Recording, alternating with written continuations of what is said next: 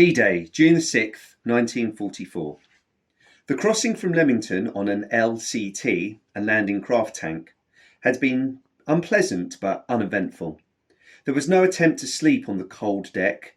There's no accommodation except for the crew.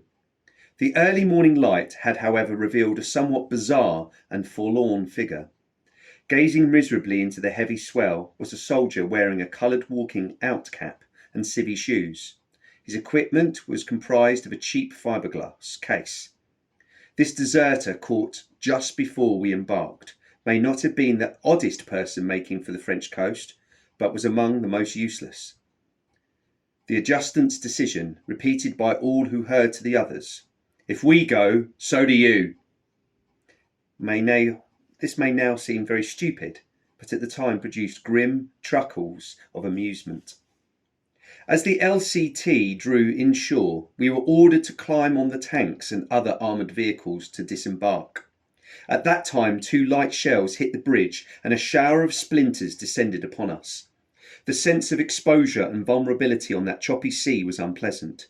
Nevertheless, we were cheered by the sight of an armoured bulldozer ploughing its way through the waves. Unfortunately, the Churchill tank to which we were clinging became waterlogged after trudging a few yards. There was some panic as the incoming tide and heavy seas broke over the troops, trying to keep a grip on the slippery hull of the tank. Then another salvo of shells splashed into the water around us, one hitting the LCT, which pulled out to sea.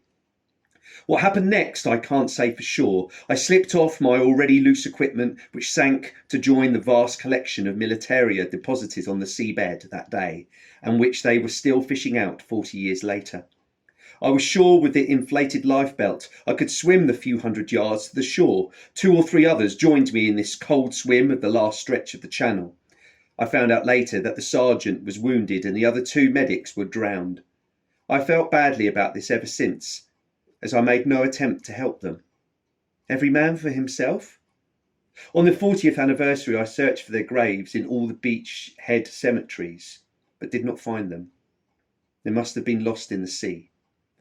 The crew of the tank, amazingly, did survive.